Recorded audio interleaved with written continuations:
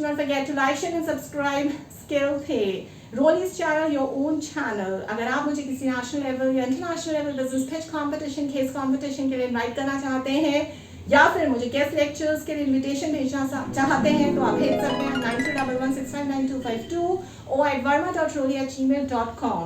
So please do not forget to like, share and subscribe Skill Pay, Rolly's channel, your own channel. मेरा manager मुझे बहुत ज़्यादा परेशान कर रहा है, मैं उसके साथ काम नहीं करना चाहता, मेरा बॉस चेंज कर दो बस। एक बार मेरा मैनेजर चेंज हो जाए, मेरा बॉस चेंज हो जाए, मैं बहुत खुश हूँ। किसके पास जाऊँ, किससे अपना दुख करूँ, कोई भी यहाँ सुनने को तैयार नहीं है। सब मुझे यहाँ पे अपने दुश्मन देखते हैं।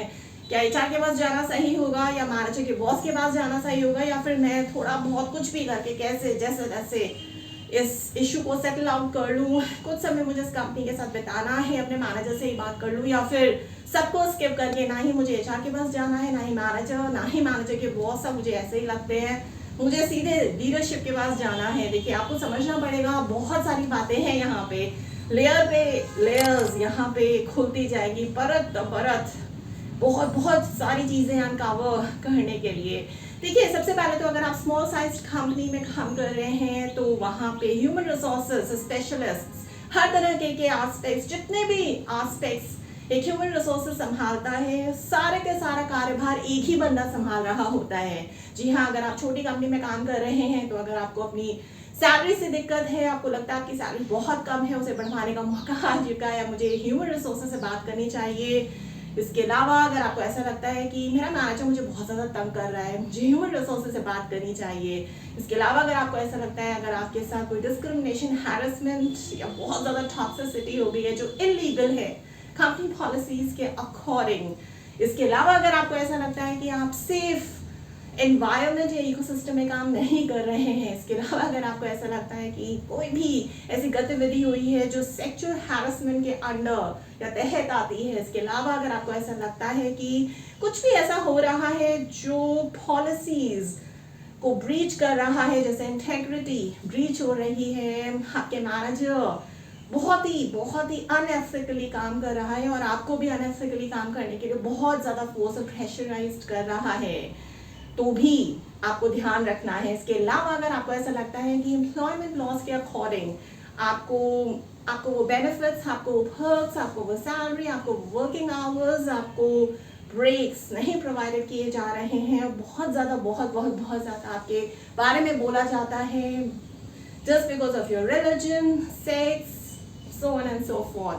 तो ये सारी गतिविधियों में अगर आप एक स्मॉल साइज कंपनी में काम करते हैं, आपकी सारी की सारी बातें सुनने के लिए एक ही ह्यूमन रिसोर्सेज स्पेशलिस्ट होता है। लेकिन वहीं अगर आप एक मिड साइज और लार्ज साइज कंपनी में काम कर रहे हैं तो आपकी सैलरी में जो भी प्रॉब्लम्स हैं, आपको सैलरी बहुत कम मिल रही है, कंपेटिटिव नहीं है अकॉर्डिंग टू मार्केट स्टैंडर्ड्स, तो एक एचआर स्पेशलिस्ट होगा, आप उसके पास जाएंगे। और अगर कहीं आप मिड साइज और लार्ज साइज कंपनी में काम कर रहे हैं जहां आपको ऐसा लगता है कि मेरे साथ डिस्क्रिमिनेशन, हैरेसमेंट हो रहा है विच इज इलीगल, तो आप एक बीएचआर स्पेशलिस्ट के पास जाएंगे। वहीं अगर आपको ऐसा लगता है कि आप बहुत ज़्यादा बुलीड हो रहे हैं अगेन विच इज इलीगल, तो आप एचआर स्पेशलिस्ट के पास जाएंगे। इसी तरीके से अगर आपको ये लगता है कि एम्प्लॉय रिलेशंस में कहीं ना कहीं कुछ गड़बड़ हो रही है अंडर एम्प्लॉयमेंट लॉज या फिर कंप्लायंस या फिर जो भी लीगल पैरामीटर्स हैं, तो आप एक अलग एचआर स्पेशलिस्ट यानी कि एचआर स्पेशलिस्ट नंबर डी के पास जाइए। कहने का मतलब ये है कि अगर छोटी कंपनी में आप काम करते हैं तो वहाँ एक ही ह्यूमन रिसोर्सेज स्पेशलिस्ट होता है जो हर तरह के ह्यूमन रिसोर्सेज एस्पेक्ट्स देखता है, वही सैलरी इशू संभालता है, वही रिक्रूटमेंट करता है, वही compensation, performance management, training and development, culture, so on and so fourth, सब कुछ एक ही बंदा संभालेगा। लेकिन वहीं अगर आप मिड साइज और लार्ज साइज कंपनी में काम कर रहे हैं तो ए ह्यूमन रिसोर्सेज स्पेशलिस्ट आपका रिक्रूटमेंट देखेगा, बी ह्यूमन रिसोर्सेज स्पेशलिस्ट आपका हैरेसमेंट, डिस्क्रिमिनेशन, टॉक्सिसिटी इशू संभालेगा, सी ह्यूमन रिसोर्सेज स्पेशलिस्ट आपके जो भी ग्रीवांसेस है विद रिस्पेक्ट टू मोटिवेशन वो संभालेगा, डी आपके जितने भी ग्रीवांसेस हैं विद रिस्पेक्ट टू सेफ्टी वो संभालेगा। इस तरीके से सेक्शंस बटे हुए होते हैं।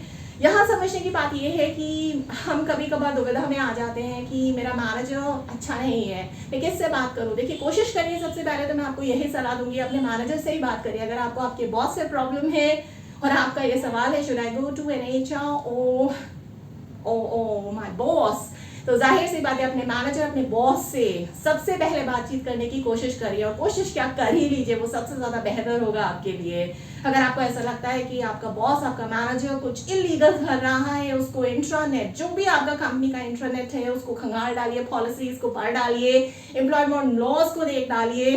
और अगर आपको कुछ ऐसी इलीगल एक्टिविटीज़ मिलती हैं डिस्क्रिमिनेशन, हैरेसमेंट को लेके, तो जाहिर सी बात है आपको ह्यूमन रिसोर्सेज के पास जाना पड़ेगा अपने बॉस के खिलाफ। जी हाँ, अपने बॉस के खिलाफ। लेकिन ह्यूमन रिसोर्सेज के पास जाने से पहले आप अपना केस और ज़्यादा स्ट्रॉन्ग कर सकते हैं अपने बॉस की बॉस को अप्रोच करके। जी हाँ, क्योंकि ह्यूमन रिसोर्सेज वाले भी आपसे अक्सर यही सवाल करते हैं कि क्या आपने अपने मैनेजर से इस बारे में बात करी। लेकिन अगर आपका मैनेजर खुद ही कल्प्रिट है और कोई बहुत ऐसा बहुत सीवियर केस है जहाँ आप उनकी एक्टिविटी को रिपोर्ट करना चाहते हैं बिना उन्हें पता लगे, तो आप बॉस के बॉस से बातें कर सकते हैं। लेकिन समझना फिर से यहाँ पे ये ज़रूरी है कि क्या आपका बॉस का बॉस इतना इक्विप्ड और स्किल्ड है, क्या लीडरशिप इतनी बेहतरीन है कि आपकी जज्बातों को समझ पाए और बहुत अच्छी तरीके से स्किलफुली उस कॉन्फ्लिक्ट को टैकल कर पाए। इसी तरीके से क्या आप बॉस के पास जाएंगे या फिर ह्यूमन रिसोर्सेज के पास जाएंगे।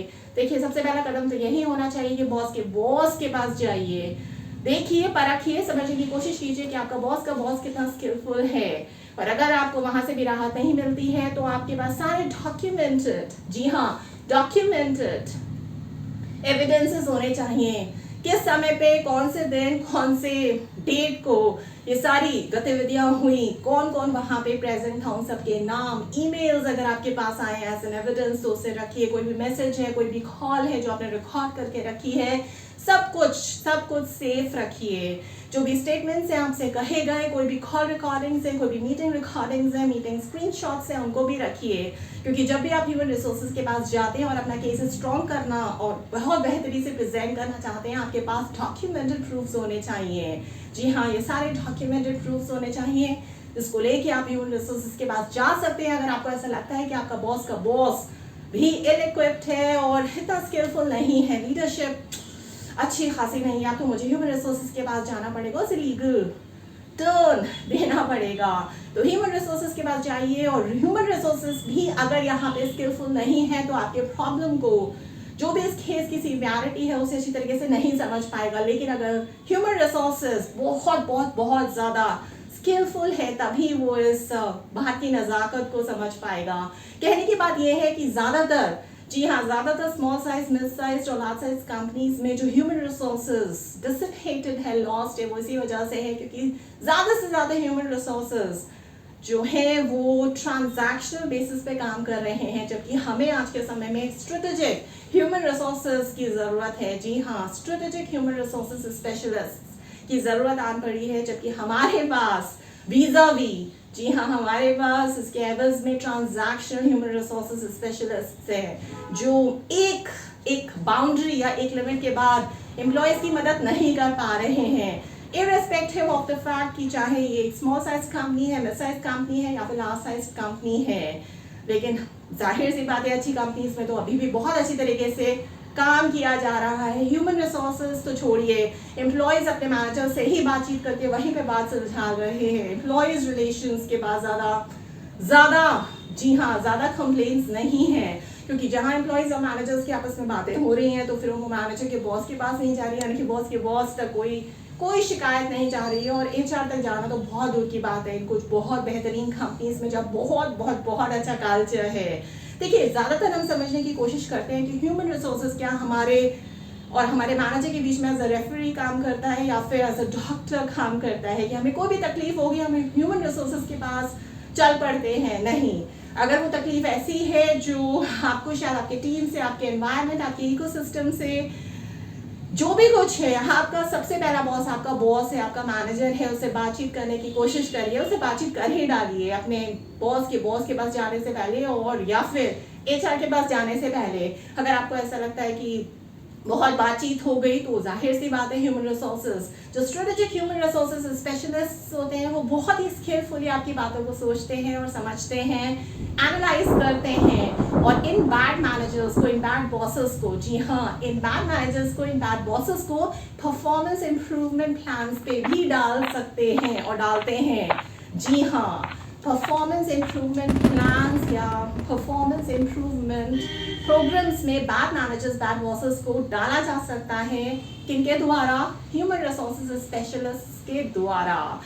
बहुत बार कंप्लेंट्स आ चुकी हैं, अलग अलग एम्प्लॉइज कंप्लेन कर चुके हैं इस मैनेजर के बारे में, मैं भी कंप्लेन करने जा रहा हूँ। कोई भी इम्प्रूवमेंट्स नहीं देखे गए हैं, चलो उस एचआर के पास जाते हैं, वो बहुत लोगों की सुनता है, बहुत मेरे को पहले से फीडबैक है और अगर मुझे कहीं पे भी थोड़ा बहुत डाउट है तो मैं, जो मेरा पहले मैनेजर था या मेरा पहला बॉस था जिससे मेरी बहुत अच्छी बनती थी, जाता हूँ मैं उसके बाद थोड़ी सी एडवाइस ले लेता हूँ। मैं जानता हूँ, समझता हूँ, मेरी बात बहुत अच्छी तरह से सुनेगा, मुझे एक अच्छा लीगल एडवाइस देगा। तो जाइए, नहीं तो फिर आप किसी करियर कोच को अप्रोच कर सकते हैं, नहीं तो आपका अगर कोई लॉयर है उससे भी बातचीत कर सकते हैं। कि बहुत बार हम लोग इस जद्दोजहद में फंस जाते हैं और we end up blaming human resources specialist, managers और बॉस। क्यों? क्योंकि हमें लगता है कि उन्होंने हमारा पक्ष नहीं लिया, विपक्ष का पक्ष लिया, जो शायद नहीं करना चाहिए था। लेकिन यहाँ पे बहुत बहुत बहुत डिटेलिंग्स है, जैसे हमें समझना पड़ेगा कि ह्यूमन रिसोर्सेज आफ्टर ऑल एक कंपनी ने एम्प्लॉय किया है, यानी कि एक ऑर्गेनाइजेशन है जो ह्यूमन रिसोर्सेज को भी तनख्वाह देती है, आपको भी तनख्वाह देती है, आपके मैनेजर को भी तनख्वाह देती है, आपके मैनेजर के बॉस को भी तनख्वाह देती है, यानी कि हम सब एक तरीके से उस ऑर्गेनाइजेशन, उस कंपनी के लिए काम कर रहे हैं। इसी तरीके से ह्यूमन रिसोर्सेज स्पेशलिस्ट भी जो हैं वो कंपनी ऑर्गेनाइजेशंस के लिए काम कर रहे हैं। जहाँ पे भी कंपनी की आन बान शान पे कोई भी आ जाएगी, चाहे वो आपकी वजह से आ रही है, तो जाहिर सी बात है ह्यूमन रिसोर्सेज स्पेशलिस्ट कंपनी का ही साथ देंगे। लेकिन अगर एक ऐसी दिक्कत आ रही है कंपनी के ऊपर, ऑर्गेनाइजेशन के ऊपर, जो जाहिर सी बात है लीगल पैरामीटर्स में उनकी इमेज को, उनके ब्रांड को तहस नहस कर सकती है और जो एम्प्लॉयमेंट लॉज के भी विरुद्ध है, जो आपके पक्ष पे है और जो सच में गलत हुआ है वो गलत ही साबित होना चाहिए, तो आप ही को न्याय मिलेगा ह्यूमन रिसोर्सेज के पास जाके। लेकिन ये समझना जरूरी है कि क्या ह्यूमन रिसोर्सेज आपकी कंपनी, आपकी ऑर्गेनाइजेशन में इतना स्किल्ड है, क्या वो अच्छी तरीके से बैलेंस्ड वे में आपको सुनता है, समझने की कोशिश करता है और अच्छा खासा जजमेंट देता है। उसके जजमेंट के चर्चे होते हैं और आपके पास पहुंच भी चुके हैं। क्या आपके मैनेजर का बॉस, लीडर इतना स्किलफुल है कि अगर आप उसके पास जाएंगे तो आपको सुना जाएगा और आपको अच्छा खासा जजमेंट मिलेगा? तो जाइए, बेधड़क जाइए, कोई प्रॉब्लम नहीं है। सारे ह्यूमन रिसोर्सेज स्पेशलिस्ट तो ऐसा नहीं है कि उन्हें कुछ नहीं आता।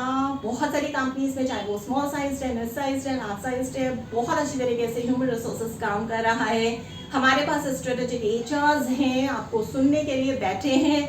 बहुत सारे ऐसे स्मॉल साइज, मिड साइज और लार्ज साइज कंपनीज हैं जहां मैनेजर्स के बॉस बहुत अच्छा काम कर रहे हैं, मैनेजर्स बहुत अच्छा काम कर रहे हैं। आपको मैनेजर के ऊपर, अपने बॉस के ऊपर जाने की जरूरत ही नहीं पड़ेगी, क्योंकि सारे मैनेजर्स खराब नहीं है, सारे बॉसेस के बॉस खराब नहीं है, सारे ह्यूमन रिसोर्सेज स्पेशलिस्ट खराब नहीं है। ध्यान ये रखना है कि ह्यूमन रिसोर्सेज जो है वो स्ट्रेटेजिक ह्यूमन रिसोर्सेज की तरह काम कर रहा हो उस स्पेसिफिक ऑर्गेनाइजेशन में जहां आप काम कर रहे हैं। जी हाँ, जहां आप काम कर रहे हैं। तो अगर ऐसी कोई भी मजबूरी है जहां आप अनसेफ फील कर रहे हैं, लीगल पैरामीटर्स के अंडर वो सही नहीं है, आपने अपने मैनेजर, अपने बॉस को देखा है, वो आपको बहुत ज़्यादा फोर्स कर रहा है, प्रेशराइज कर रहा है, अनएथिकल कंडीशंस में काम कर रहे हैं आप बहुत ज़्यादा एक ऐसे प्रेशर्ड इकोसिस्टम में फंस चुके हैं जहां बहुत ज़्यादा टायर्ड फील कर रहे हैं, आपको बैठे बैठे और रात को भी सपने आने लगे हैं, बहुत टॉर्चरस लाइफ हो चुकी है, क्योंकि आपको किसी भी शिफ्ट में बुला लिया जाता है, आपके कोई वर्किंग आवर्स निर्धारित नहीं है। जी हाँ, आपको कभी भी वर्किंग आवर्स के बाहर बुलाया जा रहा है, आपको इवन वीकेंड्स पे कॉल आउट किया जा रहा है आपके मैनेजर के द्वारा कि आइए काम करिए। जिस दिन आपकी छुट्टी है उस दिन भी आपसे काम करवाया जा रहा है और शिफ्ट्स भी बदल दी जा रही हैं। अगर एक दिन आप 6 से 5 काम कर रहे हैं तो नेक्स्ट डे आपको 8 से 7 या 8 से 9 या 10 काम करवाया जा रहा है और जो आपकी रोल्स एंड रिस्पॉन्सिबिलिटीज नहीं है वो वो भी आपसे करवाई जा रही हैं। जी हाँ, आपसे क्लरिकल काम करवाया जा रहा है जबकि आप उस काम के लिए नहीं हैं। अगर ऐसी कोई भी दिक्कत है जो एम्प्लॉयमेंट लॉज के विरुद्ध जाती है तो एम्प्लॉयमेंट लॉज को, सारी पॉलिसीज को अच्छी तरीके से पढ़ डालिए। बहुत बहुत बहुत ज़्यादा डाउटफुल हैं, समझ नहीं आ रहा है तो एक्सटर्नल, जी हाँ, एक्सटर्नल काउंसिल, एक्सटर्नल लॉयर की, एम्प्लॉयमेंट लॉयर्स की मदद लीजिए। नहीं तो हम एम्प्लॉयमेंट कोचेस बैठे हैं आप लोगों की मदद करने के लिए, करियर कोचेस बैठे हैं, मेंटोर्स हैं, आपके पुराने बॉसेस भी होंगे। रिसोर्सेज के सामने, उनकी लीडरशिप के सामने आपको एक बहुत ही अच्छा स्ट्रॉन्ग पर्सनालिटी के साथ जाके उनको फेस करना है, उन्हें बताना है ये एस्पेक्ट्स रहे, प्रूफ्स देने, एविडेंसेस देने हैं। जो चीज़ आपको कॉन्फिडेंशियल रखनी है आप उसकी रिक्वेस्ट कर सकते हैं, उनके सिग्नेचर्स इन राइटिंग ले सकते हैं कि आप ये चीज़ कॉन्फिडेंशियल रखेंगे। फॉर एग्जाम्पल, अगर आपको कोई हेल्थ इशू है और जो वो रख भी सकते हैं तो उन्हें रखना चाहिए, वो सारी चीज़ों पे आप उनसे साइन करा सकते हैं। आपको अपनी प्रॉब्लम का क्या सोल्यूशन चाहिए, कि आप चाहते हैं कि आपकी टीम बदले, कि आप चाहते हैं कि मैनेजर को हटा दिया जाए, कि आप चाहते हैं कि मैनेजर को, आपके बॉस को परफॉर्मेंस इंप्रूवमेंट प्लान पे डाला जाए। तो जो भी आप आउटपुट रिजल्ट चाहते हैं, उस दिक्कत का, उस परेशानी का जो आप झेल रहे हैं, उस हैरेसमेंट का, उस डिस्क्रिमिनेशन, उस टॉक्सिसिटी का, उस फ्रस्ट्रेशन का, उस हेल्थ हज़ार्ड का, उस मेंटल टॉर्चर का, एक्सप्लॉयटेशन का, वो आपको लिखना है, अपनी एप्लीकेशन में बताना है, उनसे साइन लेके उसको बाकायदा एज अ प्रूफ रखना है अपने पास, ताकि आगे फ्यूचर में कोई भी दिक्कत आए तो आप बाहर के, जी हाँ, बाहर के एक्सटर्नल एम्प्लॉयमेंट लॉयर के तहत वो केस फाइल कर सके। और इतनी तो नौबत आनी ही नहीं चाहिए, लेकिन हाँ, कहीं कहीं जगह जहाँ ह्यूमन रिसोर्सेज और लीडरशिप्स और मैनेजर्स इतने स्किल्ड नहीं होते हैं तो वहाँ बहुत ही ख़राब एक्शंस लिए जाते हैं। जैसे अगर आप वहाँ पे जाते हैं as a employee, as a direct report और एज अ टीम मेंबर अपनी बॉस की शिकायत लेके, तो या तो आपको टर्मिनेट करने की धमकी दी जाती है, आपको वार्निंग लेटर इशू कर दिया जाता है जो आपकी पर्सनल फाइल में चिपका दिया जाता है। हमेशा हमेशा के लिए आपकी परफॉर्मेंस पे वो एक टैग लग जाता है, जिससे आप फिर आगे प्रमोशन के लिए एलिजिबल नहीं हो पाते, आपका करियर पासिंग बिगड़ जाती है। सिर्फ इतना ही टॉर्चर नहीं किया जाता है, कभी कभार एम्प्लॉयज़ को डिसमिस करने तक की धमकी दी जाती है, उनके खिलाफ एक केस झूठा, एक फॉल्स एलिगेशन लगा के उनके खिलाफ केसेस इकट्ठे कर लिए जाते हैं, समाउंट कर दिए जाते हैं, आगे बढ़ाए जाते हैं और एम्प्लॉयज़ को गलत ठहरा के अपनी कंपनी से निकाल दिया जाता है। नहीं तो उन्हें बाध्य किया जाता है कि एम्प्लॉय, जी हाँ, जो भी एम्प्लॉय कंप्लेंट लेके आया है हमारे खिलाफ या हमारे, जाहिर सी बात है, अपने मैनेजर के खिलाफ या अपने मैनेजर के खिलाफ या लीडरशिप के खिलाफ उसे निकाल दो। तो इन सारी चीज़ों को रोकने के लिए, अपना केस स्ट्रॉन्ग करने के लिए ये सारी चीज़ें आप कर सकते हैं जो भी मैंने बताई हैं। एम्प्लॉयमेंट लॉज को ध्यान से पढ़िए, अपनी कंपनी के इंट्रानेट पे जाइए, सारी पॉलिसीज़ खंगाल डालिए। जी हाँ, सारी पॉलिसीज, स्ट्रक्चर्स, कंप्लायंस, लॉज, आप खुद के लॉयर खुद बन सकते हैं अगर आपके पास नॉलेज है तो। जी हाँ, इसलिए कहते हैं कि जो भी नॉलेज आपको गेन करनी है, सबसे पहले अपने आप गेन करिए, क्योंकि आप अपने एडवोकेट खुद हैं। उसके बाद आप किसी से मदद मांग सकते हैं और हाँ, आप बेहिचक जा सकते हैं। आपको स्किलफुली टैकल करना है, आपको देखना है कि अगर मैं ह्यूमन रिसोर्सेज के पास जाता हूँ अपने मैनेजर या फिर अपने बॉस के खिलाफ या अपने मैनेजर के खिलाफ, तो क्या होगा, मुझे ये बेनिफिट्स होंगे और दूसरी तरफ मेरे ये डिसएडवांटेजेस हैं। क्या मेरे बेनिफिट्स मेरी डिसएडवांटेजेस से ज़्यादा हैं और यही मैं चाहता हूँ, तो बेधड़क चले जाइए। इस तरीके से आप अपना खुद का प्लान बना सकते हैं स्ट्रेटेजिकली, जो एक कामयाब प्लान होने वाला है। So all the best and good luck. जाइए और जिसको भी आप सोचते हैं कि सबसे ज़्यादा सही लगता है मेरे वीडियो को देखने के बाद, उसको अप्रोच करिए और मेरी मानिए, सबसे पहले अपने बॉस से, अपने मैनेजर से बात करिए। नहीं होता है, नहीं समझता है तो अपने बॉस के बॉस से बात करिए। नहीं होता है, नहीं समझता है तो ह्यूमन रिसोर्सेज से बात करिए। और अगर आपको ये चेन, आपको ये हायरार्की फॉलो नहीं करनी है, ना ही अपने मैनेजर के पास जाना है, नहीं मैनेजर के बॉस के पास जाना है, सीधे ह्यूमन रिसोर्सेज के पास जाना है, क्योंकि केस की सिवियरिटी इतनी ज़्यादा हो गई है तो भी आप जा सकते हैं, कोई प्रॉब्लम नहीं है, बशर्ते human resources specialist department strategically सोचता हो और बहुत ज़्यादा क्विक हो, स्किलफुल हो, इमोशनली इंटेलिजेंट हो। तो जाहिर सी बात है, आपको न्याय मिलने से नहीं कोई भी नहीं रोक सकता, कोई भी नहीं रोक सकता।